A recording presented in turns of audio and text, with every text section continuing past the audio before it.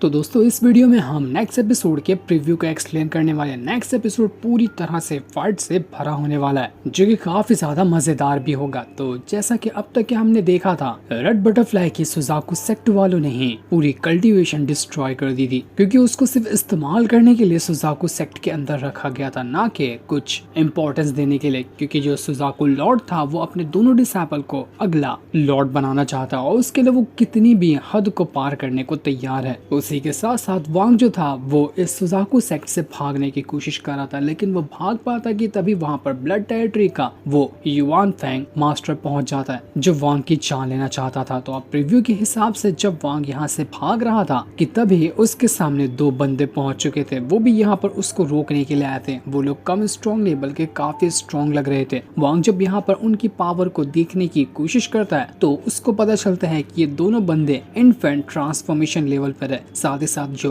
Yuan Feng है वो भी इन्फेंट ट्रांसफॉर्मेशन का बंदा है। मतलब कि अकेला वांग है जो इन तीनों में सबसे ज्यादा कमजोर है। ऊपर से उसके कोई भी अटैक यहाँ काम ही नहीं कर रहे। पहली बार इतनी डेंजरस सिचुएशन में वांग फंसा था। ऊपर से वो इतना घायल कि वो यहाँ से ढंग से भाग तक नहीं पा रहा होता है। युआन फेंग और वो जो दो बंदे आए हुए थे वो तीनों मिलकर यहाँ पर वांग के ऊपर अटैक करने की कोशिश करते हैं। उसने अपने फ्लैग को भी बाहर निकाला था, लेकिन फिर भी वो कोई अटैक यहाँ पर कर ही नहीं पाता। वो जितना भी अटैक करता उसके सारे अटैक खत्म होते जाते। युआन फेंग जो था जब वो वांग के फ्लैग को देखता है तो उसको वो काफी ज्यादा पसंद आ जाता है कि ये तो बड़ी कमाल की चीज है, कहाँ से लाया तूने? आज मैं तुझे मार करना तेरा ये फ्लैग ही ले लूंगा ताकि मैं भी इस फ्लैग का इस्तेमाल कर सकूं। साथ ही साथ तेरे पास एक से बढ़कर एक टेक्निक वगैरह है, वो सब के सब मैं यहाँ पर तुझसे छीन लूंगा। दूसरा जो बंदा आया हुआ था वो असल में जायंट डीमन क्लान का एक एंसेस्टर होता है। जायंट डीमन क्लान वही है जहाँ का वो डीमन दोस्त वांग को मिला था और उसके साथ वो गया था इमॉर्टल रैल्म के अंदर। तो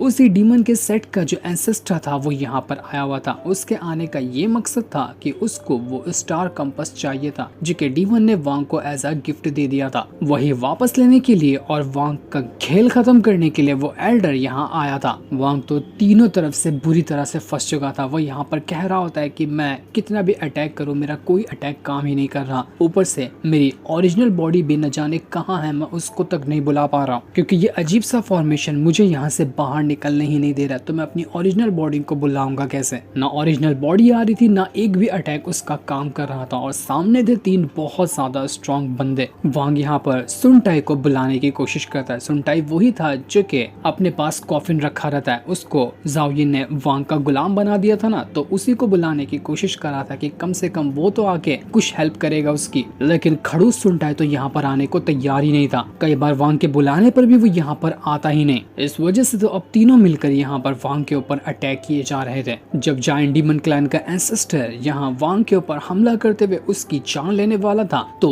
उसी बंदे के साथ जो एक और तीसरा वाला बंदा आया था वो यहाँ पर एंसेस्टर से कहता है कि आप रुक जाओ, मैं लूंगा इस वांग की जान क्योंकि ये मेरा शिकार है। इसके बाद वो बंदा जब आगे बढ़ता है तो वो कोई और नहीं बल्कि वही डीमन था जो कि वांग का दोस्त है। वो खुद अपने सेक्ट के एंसेस्टर के साथ यहाँ पर आया था वांग को मारने के लिए। ये देखकर तो वांग दंग रह जाता है कि नहीं, ऐसा नहीं हो सकता। ये डीमन तो मेरा इतना अच्छा दोस्त था, मैं इसको अपने दोस्त और भाई की तरह मानता था, ये मेरी जान लेने के लिए नहीं आ सकता। वो जो डीमन था वो अपनी पावर को एक्टिवेट करता है और वांग की तरफ ही अटैक करने के लिए बढ़ गया था। वो अपना एक स्ट्रॉन्ग अटैक सीधा वांग के ऊपर कर देता है, लेकिन जब वांग चेक करता है तो उसको अटैक का कोई असर ही नहीं हुआ था। उल्टा जो उसकी पावर कम हो रही थी वो धीरे धीरे करते हुए रिकवर होने लग जाती है, क्योंकि वो जो डीमन था वो अपनी पावर को ट्रांसफर करने के लिए आया था वांग के अंदर ताकि इतना तो चांस मिल जाए वांग को कि वो यहाँ से भाग जाए। वो वांग से कहता है कि वांग प्लीज मुझे माफ कर देना, मैं तुम्हारी इससे ज्यादा हेल्प नहीं कर सकता, बस तुम्हें थोड़ी सी पावर दे सकता हूँ ताकि तुम यहाँ से भाग सको। इस वजह से वांग वहाँ से भागने लग जाता है, लेकिन जो जायंट डीमन क्लान का एंसेस्टर था वो डीमन से गुस्सा हो जाता है कि आखिर तुम गद्दारी हमारे ही सेक्ट के साथ कैसे कर सकते हो? तुमने हमारे सेक्ट के दुश्मन की यहाँ पर हेल्प की है, तुम्हें नहीं छोड़ूंगा। बस एक बार फाइट होने के बाद तुम सेक्ट में चलो, तुम्हें बहुत बुरी सजा देने वाला हूँ मैं। लेकिन वो डीमन कहता है कि आखिर मैं वांग की मदद क्यों ना करूँ? जब भी मैं मुसीबत में पड़ा हूँ तो सबसे पहले उसने ही मेरा साथ दिया था और आज जब वो मुसीबत में है तो मैं उसका साथ नहीं दूं, ऐसा नहीं हो सकता। लेकिन ये सुनकर युआन फेंग और वो जो एंसेस्टर था वो दोनों भड़क जाते हैं और सीधा वांग के ऊपर अटैक करने के लिए पहुंच चुके थे। जितना भी वांग के ऊपर अटैक हो रहा था वो अपनी कल्टीवेशन को खोते जा रहा होता है। मतलब कि थोड़ा अटैक लगता तो वो एक लेवल नीचे आ जाता। ट्रांसफॉर्मेशन ऑफ गॉड लेवल को रीच करने के बाद जो उसकी सोल बनी थी ना, वो तक के डैमेज होने लग जाती है। पूरी कल्टीवेशन उसकी डिस्ट्रॉय होते जा रही थी। कोई हेल्प नहीं, कोई सहारा उसको नजर नहीं आ रहा था। लेकिन तब वहाँ पर एक हलचल होती है और आसमान से एक आवाज निकल कर आती है। ये आवाज किसी और की नहीं बल्कि सुनटाई की ही थी, जो अपना कॉफिन पे खड़ा होकर यहाँ आया था। वो यहाँ आने के बाद वांग से कह रहा होता है कि हर बार तुम ना मुझे मुसीबत में डाल देते हो, अभी भी तुम मुसीबत में डाले हो और मुझे तुम्हारी मदद करने के लिए आना पड़ा है, वरना कहीं तुम यहाँ पर मरा जाते ना तो फिर मेरी भी सोल बुरी तरह से डैमेज हो जाती, जो कि मैं नहीं चाहता। ये चीज देखकर जायंट डीमन क्लान का जो एंसेस्टर था वो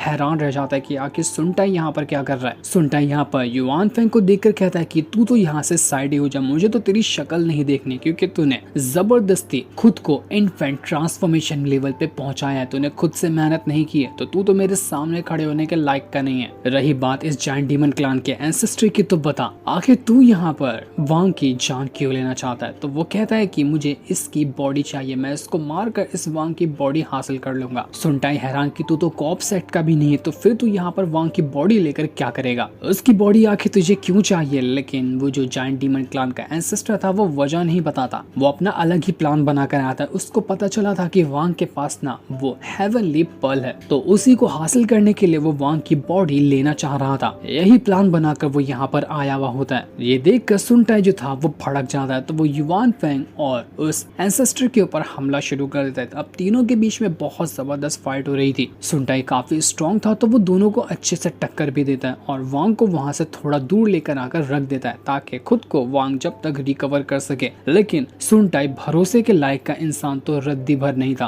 वो बाहर से दिखा रहा था कि वो वांग की हेल्प करने के लिए आया हुआ है, लेकिन जब उसको दिखाई देता है कि वांग थोड़ा कमजोर पड़ा हुआ है और अब यहाँ पर उसके पास चांस है कि वो वांग की गुलामी से भाग सकता है, तो वो वांग के ऊपर सीधा एक मिस्टीरियस सील लगा देता है। ये सील और वांग की कल्टीवेशन को गिराते जाएगी। जितना वांग की कल्टीवेशन गिरेगी, जितना वो कमजोर होगा, सुनटाई के पास चांस होगा कि वो उसकी गुलामी से बाहर निकल सकता है। यही फायदा उठाना चाह रहा था सुनटाई। वो यहाँ पर युआन फेंग और उस जायंट डीमन क्लान के एंसेस्टर से फाइट तो करता है, और जब भी उनका अटैक वांग के ऊपर लगने वाला था तो वो अटैक को रोक कर वांग को बचाता भी और सभी से कहता है कि मेरे होते हुए तुम लोग वांग को हाथ तक नहीं लगा सकते, क्योंकि सुनटाई जानता था कि अगर वांग यहाँ पर मरा तो उसकी भी सोल डैमेज हो जाएगी, जो कि वो ऐसा होने नहीं दे सकता। उसको वांग की कोई फिक्र नहीं है, बल्कि उसको अपनी फिक्र है कि मैं वांग को बचाऊंगा तो मतलब कि मैं अपनी जान बचा रहा हूँ। यहाँ पर वांग की इतनी हालत खराब हुई थी कि जो उसने transformation of god level break through किया था वो तो छोड़ो, उसके बाद नेटसन सोल लेवल जो ब्रेक थ्रू किया था वो भी छोड़ो, उसके भी नीचे वो कोर फॉर्मेशन पे पहुंच जाता है। करीब 4 से 5 लेवल उसका वहां पर जगह पर गिर चुका था। ऐसा ही चलता रहा तो वांग पूरी पावर को खत्म करने के बाद वहीं पर मर जाएगा। ऐसी बुरी हालत हो चुकी थी वांग की। यहाँ पर न कोई सहारा, न कोई कुछ, और न ही कोई अटैक उसके काम कर रहे थे। पहली बार हमने वांग को इतनी क्रिटिकल सिचुएशन में देखा था जिससे बाहर निकलना बिल्कुल इम्पॉसिबल लग रहा होता है। युआन फेंग और जायंट डीमन क्लान का एंसेस्टर जब बहुत ज्यादा भारी पड़ जाते हैं और ऐसा लग रहा था कि सुनटाई भी यहाँ पर हार जाएगा और वांग की जान चली जाएगी, तो सुनटाई पहली बार जो कॉफिन वो लेकर घूमता था ना उसको खोल देता है। जैसे कॉफिन खुला था वहां पर धमाका हो जाता है और पहली बार हम देख पाते हैं कि कॉफिन के अंदर था क्या। इसके अंदर से कुछ अजीब सा मॉन्स्टर या कुछ तो था वो बाहर निकल कर आता है, जो कि बड़ा खतरनाक लग रहा था। और अब उसी की मदद से सुनटाई यहाँ पर युआन फेंग और जायंट डीमन क्लान के एंसेस्टर के ऊपर हमला करने की कोशिश करता है। लेकिन क्या वांग यहाँ पर खुद को बचा पाएगा या फिर उसकी जान चली जाएगी या वो अपनी सारी कल्टीवेशन खो देगा? इसका जवाब तो हमें नेक्स्ट संडे को ही मिलने वाला है, जिस सीन के साथ ये प्रीव्यू एपिसोड यहीं पर एंड हो जाता है। थैंक्स।